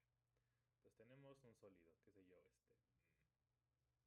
alguna cosa otra vez amorfa. Y lo que voy a hacer es considerar un elemento diferencial del sólido, otro cubito, en los que ya no son familiares. Ese cubito, el iésimo, tiene vector posición RI. Acuérdense que ese vectorcito en principio apunta al centro del cubito. Vamos a tomar el límite en el que el cubito tiende a 0, el tamaño del cubito. Y supongamos que lo que está haciendo es que ese cachivache está girando completamente alrededor del eje Z. Está haciendo como este giro que les acabo de escribir, como el de la hélice de la plumita, así hacia arriba. Entonces está girando esta cosa así, hacia acá. Eso significa Y déjenme decir que es la letra que les puse ahí. Esa letrita que les puse ahí es la velocidad angular con la que está girando. Ahorita entramos un poco más en detalle de eso. El punto es que el cuerpo está girando, está dando vueltas. Eso significa, como es un sólido rígido, que cada uno de los elementos de esos diferenciales que vamos a considerar del sólido también están dando vueltas. O sea, en el momento que la pluma está girando así, cada pequeño pedacito de la pluma también está dando vueltas. Entonces vamos a centrarnos en describir el movimiento rotacional de ese pequeño cubito. Describimos la rotación del cubito delta MI. Delta MI es este chiquito. ¿Recuerdan qué cantidad habíamos definido para medir la cantidad de movimiento rotacional de una partícula? Esto es un cubito, pero vamos a tomar el límite en el que el cubito tiende a cero, entonces vamos a aproximarlo como una partícula. ¿Qué cosa describía la rotación de una partícula? ¿Cómo le habíamos llamado a esa cantidad? ¿Se acuerdan? Con su... ¿Qué cosa era? Habíamos usado la letra L. Momento angular. Exactamente, el momento angular. Entonces, el giro del cubito este se describe con el momento angular. Su momento angular estaba dado por el producto de su vector posición, cruz, el momento que tiene el cubito iésimo.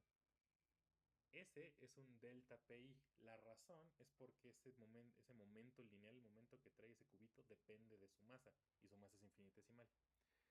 Entonces, sustituyendo, que delta pi es igual a la masa delta mi multiplicado por el vectorcito velocidad iésimo del cubito. Entonces eso me dice cómo es que está girando ese pequeño elemento del sólido en torno a mi eje de rotación fijo. Mi eje de rotación fijo en este caso es el eje Z. Ahora, ahí está el producto cruz que les decía. Entonces vamos a resolver ese producto cruz. La notación se va a poner un poquito densa, así que síganme. Igual les voy a subir las notas de este tema y de lo que vimos antes, densidad y centro de masa, en Classroom para que puedan revisar ustedes por su cuenta los detalles. ¿Cómo hacemos el cálculo? Bien, vamos a utilizar coordenadas cartesianas. El vectorcito posición de este cubito es igual a pues, la posición en X multiplicado por el vector Y, más la posición en Y multiplicado por el vector J, más la posición en Z multiplicada por el vector K. Y todo el punto es, si el sólido está haciendo esto, está dando vueltas alrededor del eje Z, ¿cuál es la trayectoria que describe el cubito? Entonces, para ver eso, déjenme hacer el dibujo otra vez completito, los mismos ejes, pero déjenme omitir el cachivache, déjenme omitir el sólido y solamente concentrarnos en el cubito. Entonces el cubito estaba por acá. Y el sólido estaba dando vueltas alrededor del eje Z, por acá. Entonces el cubito también está girando alrededor del eje Z. Pensando que el eje de rotación está fijo, entonces, una vez más, la plumita dando vueltas así, como una hélice. ¿Cuál es la trayectoria que describe el cubito? Si yo dibujara aquí su trayectoria, ¿qué figura va a ser? ¿Cuál va a ser la figura?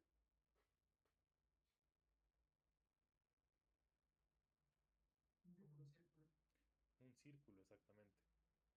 Entonces el cubito tiene que estar describiendo un círculo. Eje de rotación fijo.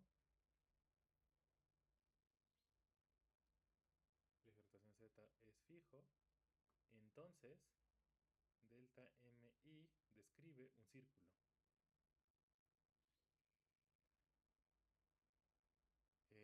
Retomando, ¿se acuerdan? Les había dicho arribita que les había puesto, o sea, el sólido está moviéndose con velocidad angular omega. ¿Eso qué significa?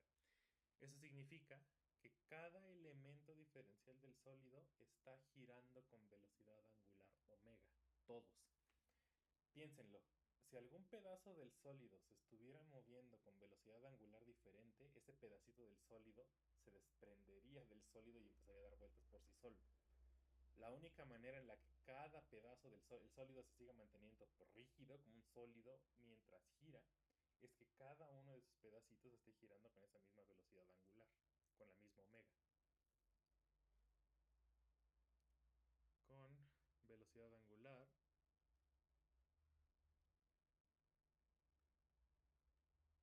esa es la misma para todos los cubitos. Pero acuérdense que la velocidad angular es igual a, se relaciona con el radio y la velocidad tangencial. Como la velocidad angular es la misma, es por eso que la velocidad tangencial de cada uno de los cubitos es diferente. Por esto sí tienen subíndice. Cubitos que estén más cerca del eje van a estar, para mantener esa velocidad angular omega, van a tener que viajar más lento. Mientras que los que están más lejos, para mantener esta velocidad angular omega, van a tener que ir más rápido. Acuérdense que la relación era, eso se los pongo por acá. Recuerden que omega es igual a, o al revés, que la velocidad tangencial era igual a omega multiplicado por el radio del círculo, en el movimiento circular. Entonces, si esta R, esta omega es constante, si esta R es más chiquita y entonces mi cubito está más como por acá, eso significa que la velocidad tangencial va a tener que ser más chiquita. Si mi R es más grande y omega se mantiene constante, entonces la velocidad tangencial se vuelve más grande. Los elementos que estén más alejados del eje de giro van a ir muchísimo más rápido. No sé si alguna vez se han subido ustedes a algún juego mecánico de esos que dan como vueltas así, o sea, en un carrusel, por ejemplo. Si están como muy a la orilla del carrusel, van a sentir que van muy rápido en consecuencia del movimiento. O sea, eso lo que van a acabar sintiendo es que la aceleración, la fuerza centrípeta es más intensa. Eso es lo que se siente. Contrario, si se acercan más al centro del carrusel, van a sentir menos fuerza. Porque van a empezar a ir cada vez a velocidad más lenta. Si se paran exactamente en el centro del disquito, pues un cubito aquí no se está moviendo, un cubito aquí se está quedando exactamente fijo. Entonces su velocidad ahí es exactamente cero, porque su radio es cero. Ahora, nada más para que lo tengan ahorita en mente, ahorita que lo mencioné, si han hecho eso, quizá también se habrán dado cuenta que moverse de R's más grandes a R's más chiquitas, o al revés, uno de esos dos procesos es más difícil que el otro. Eso es muy importante y eso lo explica la cantidad que vamos a descubrir ahorita, el momento de inercia. Entonces, bueno, todo eso para decir el movimiento del cubito es un círculo. Y vamos a utilizar eso para el cálculo. Entonces, déjenme llamarle a ese círculo, describirlo como el vectorcito R como curveadita, iésima. Ese vectorcito voy a decir que tiene componentes xi por i gorrito más yi j gorrito, es decir, solo tiene componentes en el plano xy, en el plano de giro de mi cubito. En consecuencia, fíjense que esa r garigoleada iésima, la norma de ese vector es exactamente igual a la raíz cuadrada de i cuadrada más y cuadrado. Es decir, ese vectorcito, la norma de ese vectorcito es el radio del círculo al que está girando mi cajita. Dado eso, fíjense que el vector posición completo, que es el que va en la definición del momento angular, es igual a esa r curveadita iésima más el vector z iésimo, donde ese z iésimo es igual a la componente z de la posición del cubo multiplicado por el vector k. O sea, ¿qué estoy diciendo con esta expresión? Lo que estoy diciendo es la siguiente suma de vectores. Que mi r iésimo, así, r normalita iésimo, es igual a la suma de este vector z iésimo que va para arriba y luego le sumo el vector r garigoleada iésimo que va para acá. Esa ecuación es esta vil regla del paralelogramo aplicada a estos tres vectores. Entonces, la razón por la que estoy haciendo esa descomposición es muy importante, porque esto me va a permitir encontrar cuál es la contribución de esta cajita a la componente z del momento angular. Y voy a evitarme muchísimas cuentas. Antes de cambiar de pizarra, Noten que como el movimiento es circular, entonces el cubito, su velocidad iésima, su velocidad tangencial, solamente apunta sobre X y Y. Esta apunta en X, Y. La velocidad iésima no apunta en Z porque está dando vueltas en círculos. Si el círculo está contenido en X, Y, entonces la velocidad siempre tiene que ser tangente al círculo. Solo puede apuntar en X y Y. Entonces voy a utilizar toda esa información para calcular el producto cruz. Como voy a cambiar de pizarra. Preguntas de la geometría del problema, de para dónde apuntan cada uno de estos vectorcitos. Sí, profe, la VI es la velocidad tangencial del cubito. De hecho, es su velocidad completa. O sea, es tangencial porque es tangente al círculo, pero o sea, ese es del vector velocidad del cubito respecto a este sistema de referencia.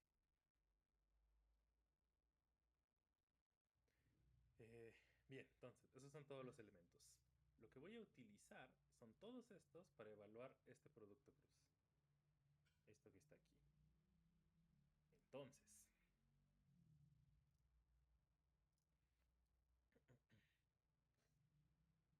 el momento angular de mi cubito es igual a su vector RI, producto cruz, su velocidad iésima, que multiplica a la masa del cubito iésimo. Esto es donde esto es delta MI. Bien, entonces, sustituyo.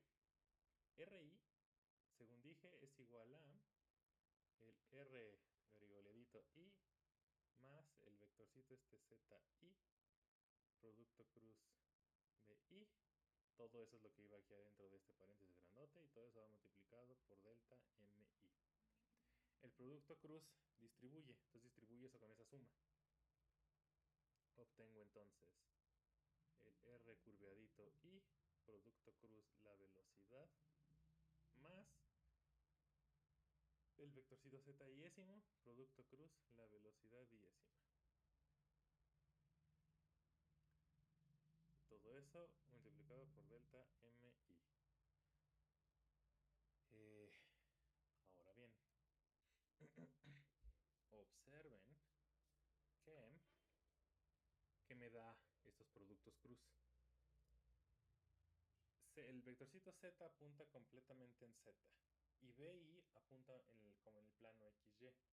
Hagan el producto cruz con la regla de la mano derecha. Van a ver que Z cruz B nunca va a apuntar en el eje Z, siempre va a apuntar en XY.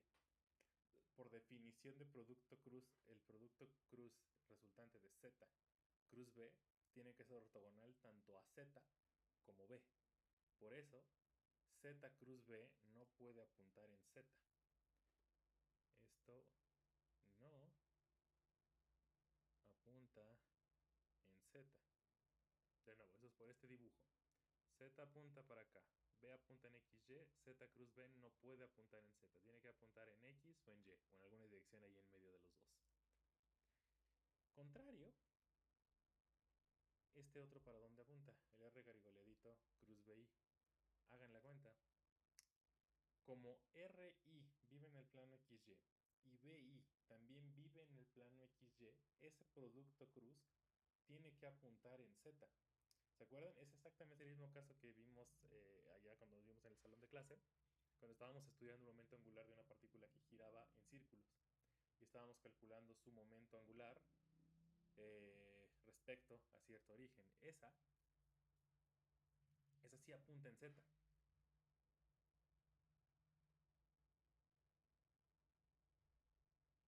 Y de hecho apunta solo en Z.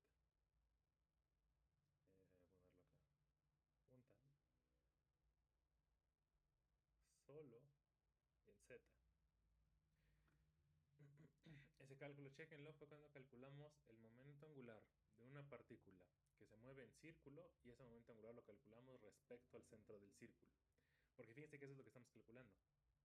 RI, que está justo en el centro del círculo, cruz el vector velocidad del cubito que está dando vueltas en círculo. Ahora, ¿por qué estoy haciendo tanto énfasis? ¿Por qué cosa apunta en Z y qué cosa no apunta en Z? El sólido completo está dando vueltas alrededor de ¿dónde? Alrededor de Z. Eso significa que que su momento angular solo puede apuntar en la dirección z. Es hacia allá, hacia donde, es donde tiene que estar el momento angular, porque está girando en torno a z. Al final lo que va a ocurrir es que cuando hagan la suma de todos los momentos angulares, entonces las demás componentes se van a acabar cancelando y solamente me va a interesar la componente que apunte en z. Es decir, entonces, solo nos interesa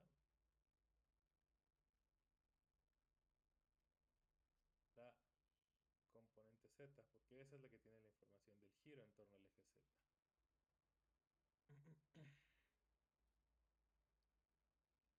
Entonces, la componente z, déjeme anotarlo así, de la parte del cubito iésimo, su momento angular, es igual a delta mi, que estaba como factor común para todos.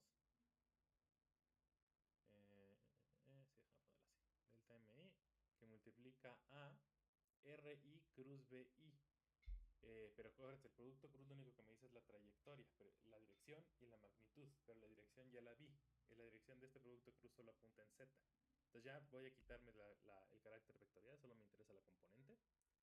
Y entonces la magnitud es la magnitud de r garigoleado, la magnitud de b, producto el seno del ángulo que forman. Pero fíjense cuál es el ángulo que forman r garigoleadito y bi. BI es tangente al círculo, por lo tanto el ángulo entre R garigoleado y B son 90 grados y seno de 90 es un 1. Por tanto, me queda delta MI multiplicado por la norma de RI multiplicado por BI. Esa es la componente Z iésima.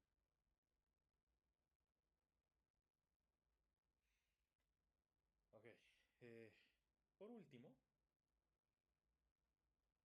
estaba describiendo la cajita en movimiento circular y ya habíamos dicho que en un movimiento circular BI es igual a el radio del círculo multiplicado por la velocidad angular omega, que como dijimos es la misma para todos los cubitos. Tomen esta BI, sustituyenla aquí en la componente LI y entonces lo que obtengo es que la componente Z, de hecho déjenme poner eso en otra pizarra, que ya de aquí es donde vamos a hacer el salto. Entonces lo que nos queda, déjenme borrar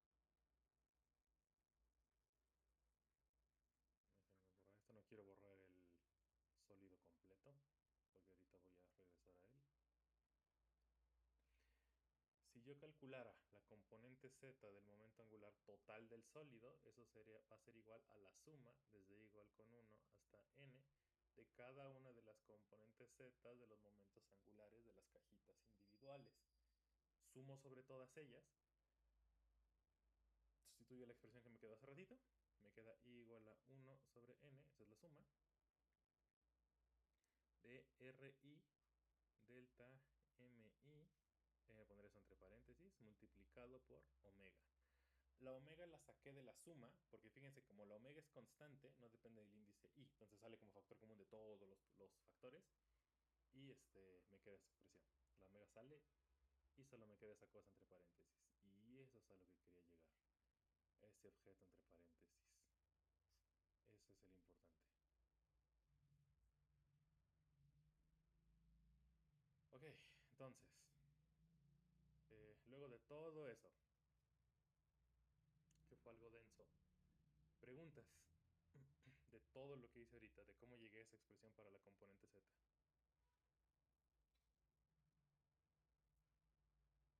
Solo es la componente de z del momento angular. Solo la componente z del momento angular. Si el sólido solamente está girando solo en esa dirección, solo en torno a ese eje, entonces ese es todo el momento angular. La razón por la que no lo dije como todo el momento es porque esta misma deducción aplica para giro en cualquier otro eje, aunque el eje se esté moviendo. Pero en este caso sí, este sería todo el momento angular del sólido en z.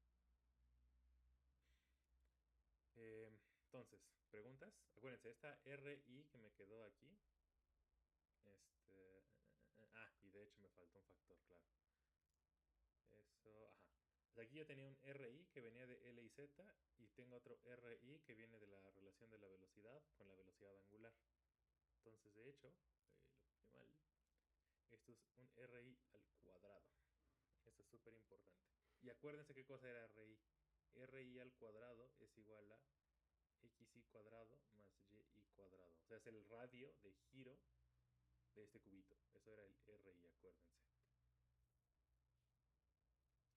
Y de hecho así se le llama. Radio de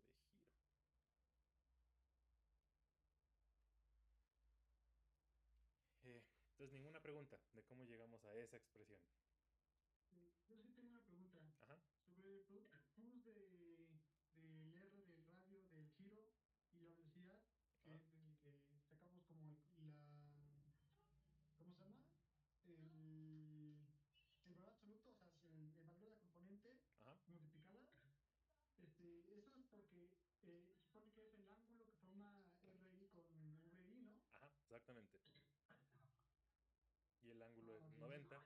sale uno y pues ya por eso son solo los componentes multiplicados, ¿no? Ah, ok. Exactamente. Sí, gracias. Por eso que esto de acá. Bien, entonces, esa es la expresión para el momento angular del sólido. Pensando que, bueno, aproximado porque pues subdividí mi sólido en pequeños cubitos. Ahora, en el límite, esa cantidad se va a volver exacta. Para tomar el límite, voy a hacer lo mismo que hacemos siempre. Voy a considerar que el sólido tiene densidad de masa ρ, y entonces esa ρ es igual a delta mi sobre el delta de volumen. Despejo, como siempre. Entonces la masa delta mi tiene que ser igual a esta densidad de masa evaluada en el vectorcito ri. Ojo, r, no r grigoleado, r completito, multiplicado por delta bi. Esa diferencia es súper, súper, súper importante, pues no, las cuentas no salen bien. Entonces tomo esto, sustituyo en la suma y tomo el límite. Entonces déjenme borrar ya este de acá. Entonces, la cantidad que quedó entre paréntesis, esto de aquí, a esto lo voy a denotar como I mayúscula. Y entonces, haciendo esas manipulaciones, ese I mayúscula ya exacto se define como el límite cuando el volumen de los cubitos tiende a cero de la suma es d igual con 1 hasta n de la cantidad que tenía yo entre paréntesis, que es el radio de giro, no r garigoleado, al cuadrado, multiplicado por la densidad de masa evaluado en RI, no el radio de giro, el vectorcito RI completo, multiplicado por el diferencial de volumen. Y esta cosa otra vez es una integral. ¿Qué integral? La siguiente.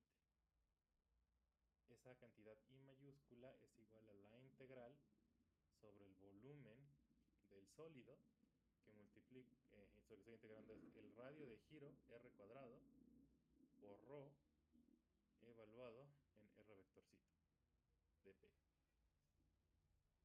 Y esto que está aquí es la definición del momento de inercia.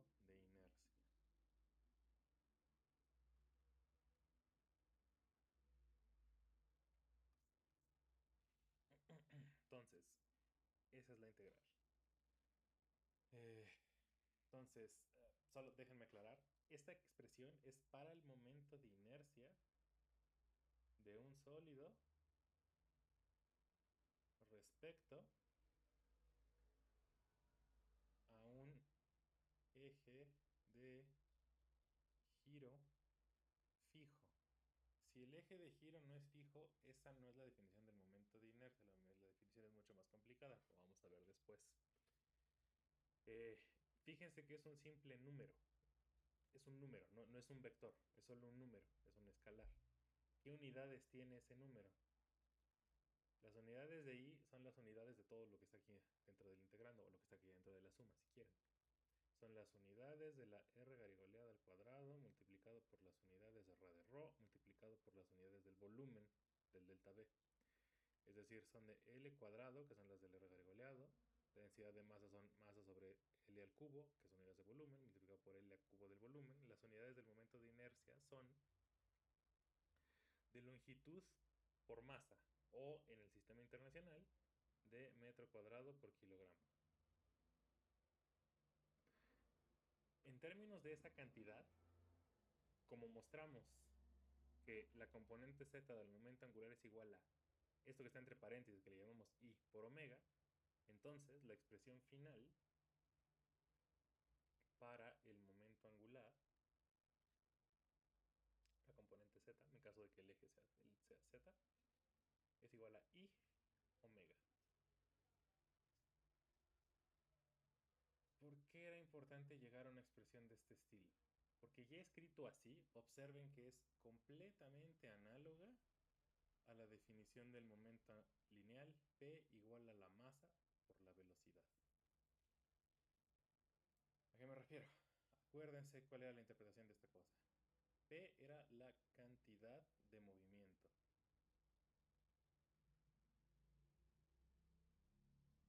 La velocidad B es la velocidad con la que se mueve el objeto. ¿Y se acuerdan cuál era la interpretación de M? M es una medida de la oposición al movimiento. Entre más grande sea la masa, más difícil es cambiar el estado de movimiento de un cuerpo.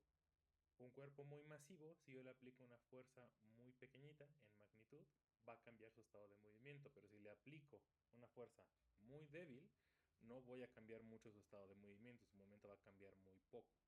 La masa es lo que me dice qué tan fácil o qué tan difícil es cambiar el estado de movimiento de un cuerpo. Como la estructura de la ecuación que me quedó del lado izquierdo es la misma, interpreto cada elemento de la misma manera. Lz es otra vez cantidad de movimiento, pero esta vez es rotacional. Omega es la velocidad angular, es la velocidad con la que el cuerpo rota, velocidad rotacional. Entonces, la interpretación de esa I mayúscula, de este objeto que me quedó entre paréntesis, es la misma que la de la masa. El momento de inercia mide la oposición al movimiento rotacional.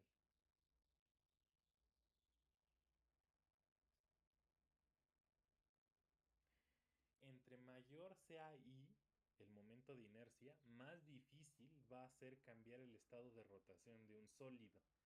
Si su momento de inercia es muy grande, es más difícil hacer que algo deje de girar. Si el momento de inercia es muy pequeño, es más fácil hacer que o gire más rápido o gire más lento. Esa es la interpretación de I. Eso es lo que mide esta integral, eso es lo que mide esta cantidad. ¿Qué tan fácil o qué tan difícil es cambiar el estado de rotación de un cuerpo sólido? Es como trae la misma información que la masa, por eso viene aquí la ρ, depende de cuánta masa tiene el cuerpo, pero también depende de cómo está distribuida esa masa y de cuál es el radio de giro.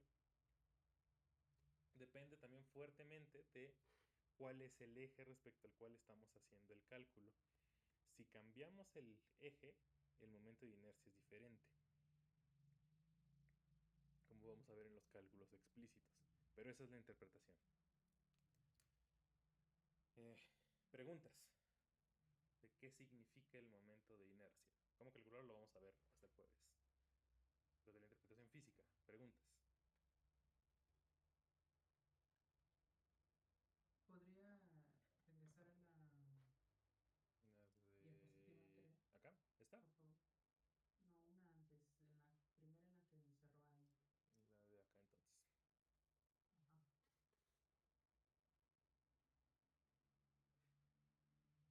Ajá. Gracias, profe. Sí, de O nada. sea, I es toda LZ. No, I es todo lo que está entre paréntesis, nada más. Solo lo que está entre Ajá. paréntesis. LZ es I multiplicado por omega. O sea, todos al omega no se cuenta. Es todo lo que está del lado derecho menos omega, exactamente.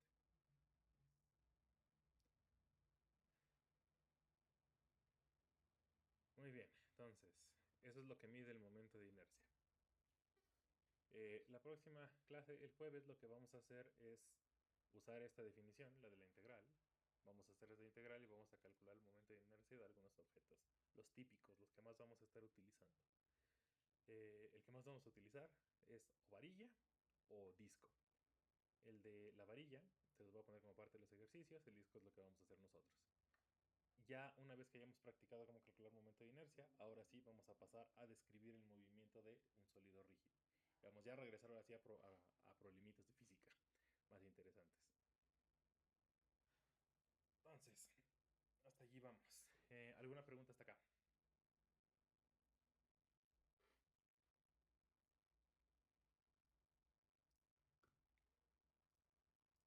Ninguna pregunta. Solamente eso de la oposición es a que, o sea, no solo a que frene, sino también hacerlo girar más rápido. Ajá. O sea, en efecto, si I es más pequeña, entonces es más fácil hacer que el disco, si puedes hacerlo girar más rápido o más lento. Cambiar el estado de movimiento, de rotación. Y otra cosa que Ujú, había mencionado, bueno, cuando estaba haciendo los cubitos, los infinitesimales, ujú. respecto al sólido que giraba, había dicho que era o más fácil o más difícil moverse hacia el centro, o sea, Ah, del extremo hacia el centro o del centro hacia el extremo. Eso es por lo que acabamos de ver que depende no solo de la distribución de masa, sino también del radio. ujú, Tiene que ver con eso. exacto. Eso lo vamos a discutir el jueves. Sí, les voy a poner unos ejemplitos en los que se ve justo cómo es esa dificultad de cambiar el estado de movimiento, dado que pues eso es cambiar el momento angular. Ok, gracias, profesor. Sí, por nada. Sale, pues entonces, si no hay más preguntas, pues hasta aquí lo dejamos por ahora. Y nos vemos el jueves a la misma hora para ya comenzar ahora sí a resolver problemitas de sólido rígido. Entonces, déjenme parar la grabación.